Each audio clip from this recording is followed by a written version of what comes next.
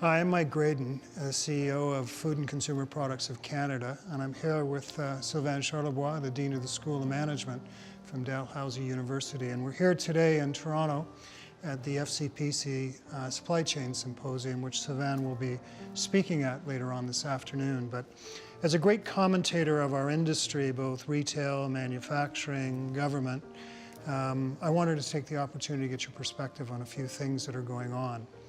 Our industry is in turmoil, could be maybe a way to express it, but one of the key things that seems to be happening is the public trust in organizations is waning, and the public trust in retail is waning. And from a manufacturing perspective, I think some of it's driven by government and their attitudes towards big food. The NGOs are hammering us on a daily basis because I think to a certain extent they feel we have created all the health problems in the world. And then we end up in retail with, after 14 years of fixing prices, the retailers have come forward to say, yeah, we did it, we're sorry, and we'll give you a gift card to make it all better. So how does the industry, both from a manufacturing and a retail, get back on track to gain that public trust back again? I mean, well, first of all, it depends who you are. I mean, the supply chain is always seen as an homogeneous thing by the consumer, but it's not, and you know that. You're squeezed in the middle. As a processor, you are squeezed in the middle. Retailers are on the front line, and they're exposed, and they either get the blame or the glory. It's often the blame these days, to be honest.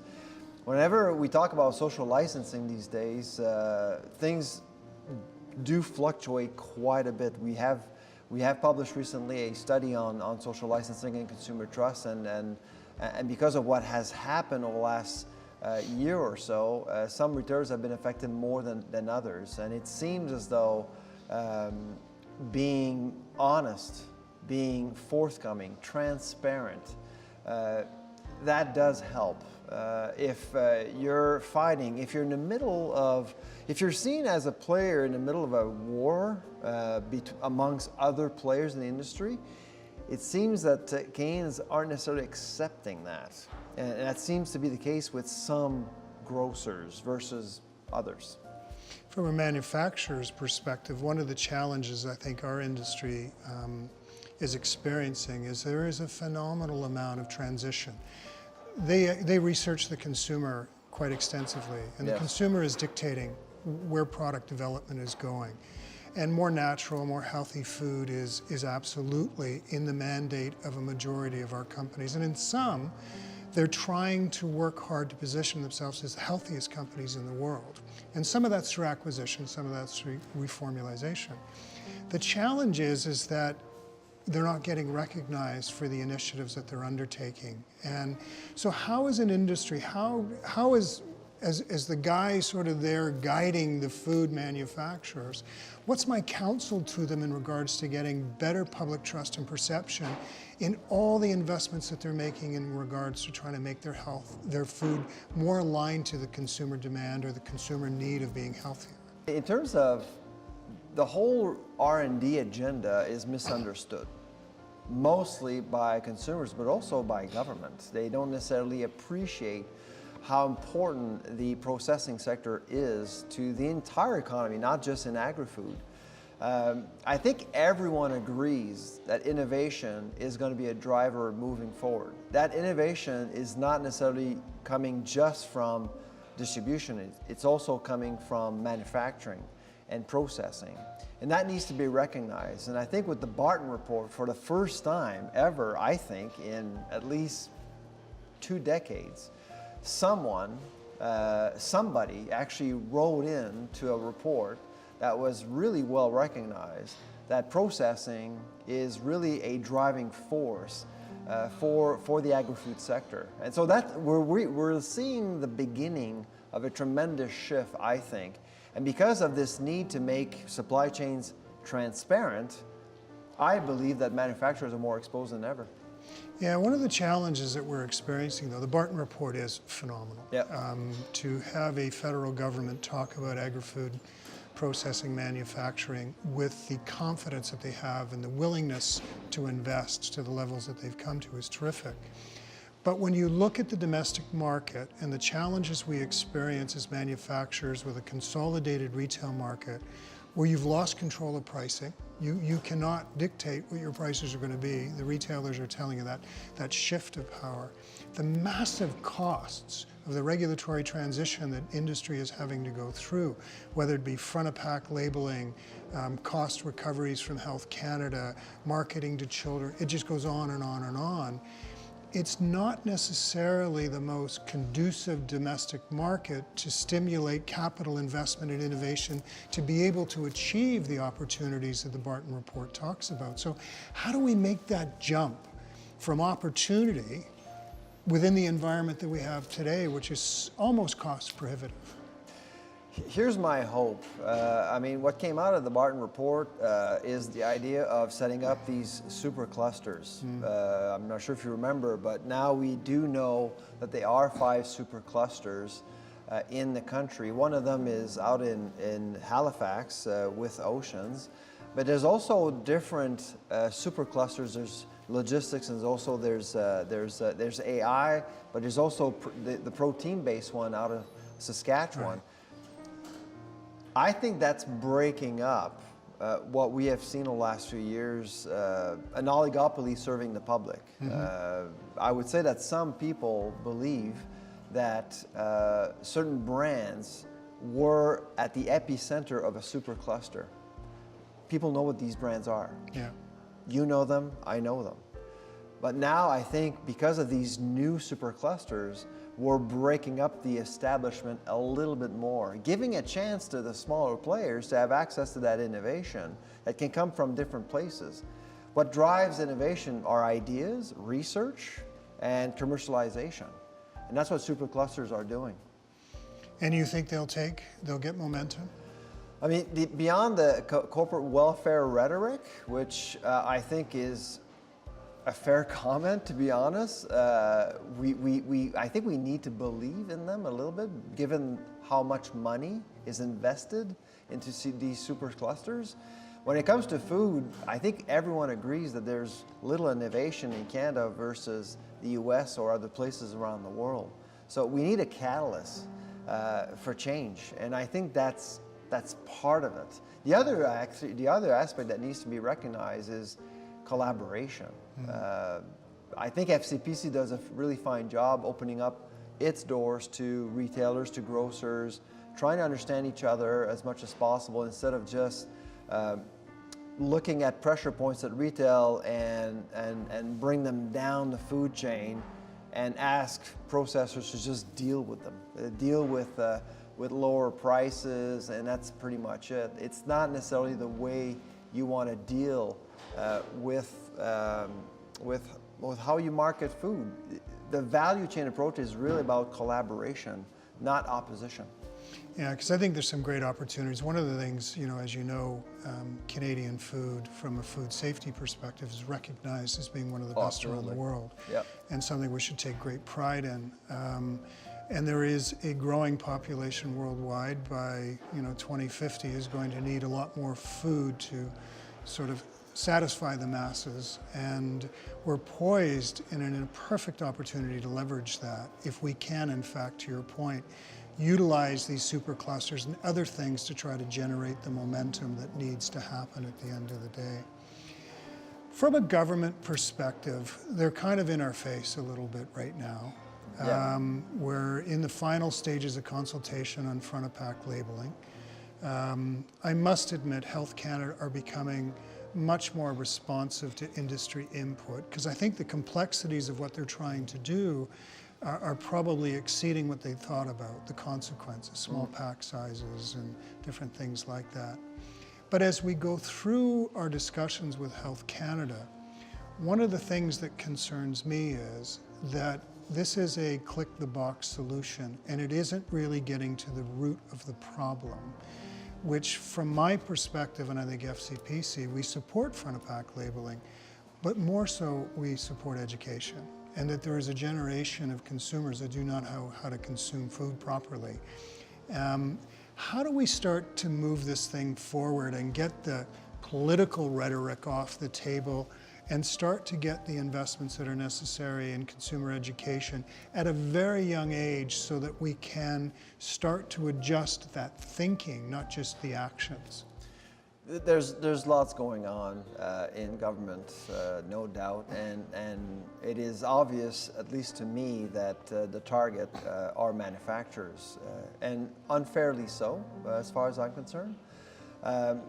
What I believe needs to happen, and I absolutely agree with FCPC and with you, Michael, is education has to be recognized as a fundamental driver for change. I believe in education. I'm in the business of education. I'm dean of Good thing. Exactly. And so just to suppress education, because that the front of package labeling proposition that we have before us will really suppress education. It's an either-or scenario. So if you have too much sodium, too much fat, too much sugar in your product, you have to slap that label on there.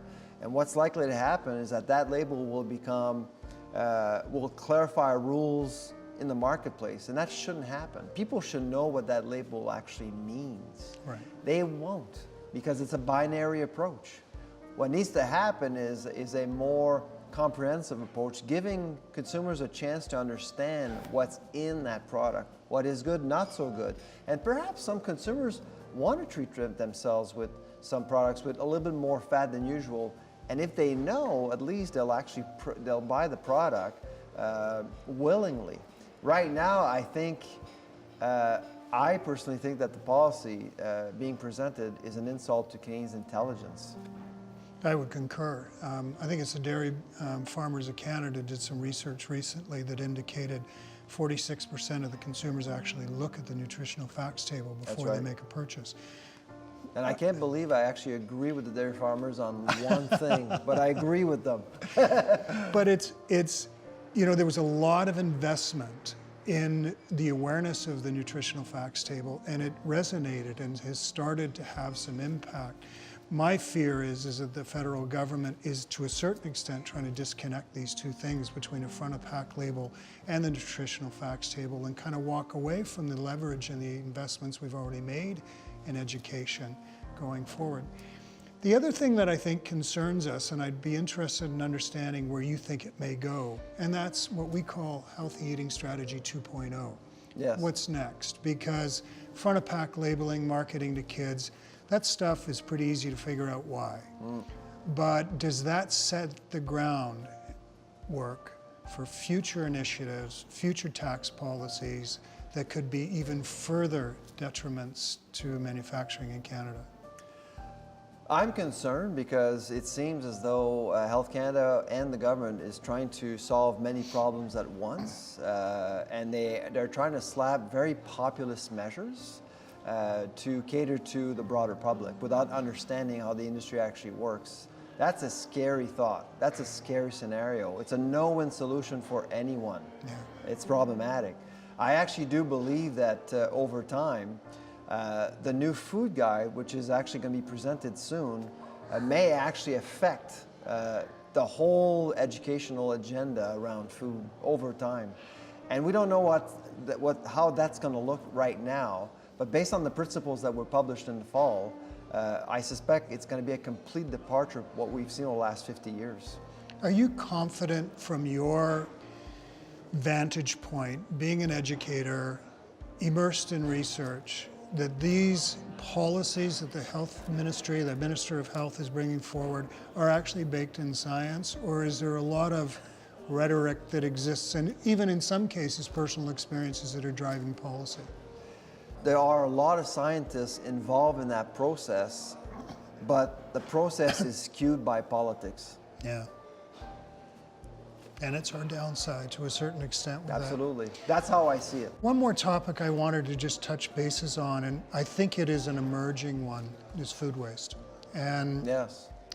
When I start to look at the opportunity that exists to feed the world, and you start to look at statistics, there may be enough food already on our planet to be able to feed these people. Absolutely. How do we start to get both because I think a lot of the problem is the consumer and how they're utilizing. And I see it in our own house. We try to be very conscious, but even as conscious consumers, we mess it up. We put more into those green bins than we should at the end of the week.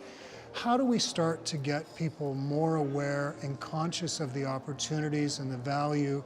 And is it almost a change in how we shop, or what's the solutions or part of the solutions? Tackling consumers are responsible for almost half of the food waste that we generate as a country. So if you actually look at the consumer, you may actually solve a big piece of the puzzle. I'd say education is a big one. Going back to education, knowing how to shop, but most importantly, to know how to repurpose meals that are in that fridge. You have leftovers. What do you do with them? You can actually become very creative with them if you know what to do. The problem is that a lot of people don't know how to cook. They don't know how to actually get around the kitchen, and that's problematic. The other issue, of course, around consumers is our lifestyle. We travel. I mean, you travel, I'm sure I travel a lot, and if you have children and if you have visitors, it makes things even worse. During the holidays, you actually host a lot. There's lots going on in our lives, and these activities lead to more waste. So if let's say that if you want to commit to reduce waste in your household, look at different things like potlucks.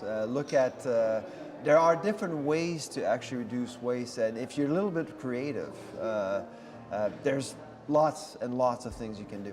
Well, unfortunately, we are a group of consumers and consumption junkies to a certain extent. And what we've seen only in recent years are interesting things. We're seeing grocers trying to address food waste upstream. Like, for example, the ugly fruit and vegetables campaign we've seen, right. But that is sold at a rebate, at a lesser price. Does food waste have currency in the marketplace? It doesn't, and that's the problem. It's like food safety. People imply, they think that the food that they're going to get is safe, but they want to pay for it. So food waste is a bit of a big elephant in the room. People know the problem is there. They may not know as a business, particularly on the business side, they just don't know how to tackle it. Yeah, both great. Sylvain, thank you very much. My pleasure, Michael. It's been a pleasure, and we look forward to your presentation this afternoon at the FCPC Supply Chain Symposium. So Thank you. Good to see you. Thanks for your time.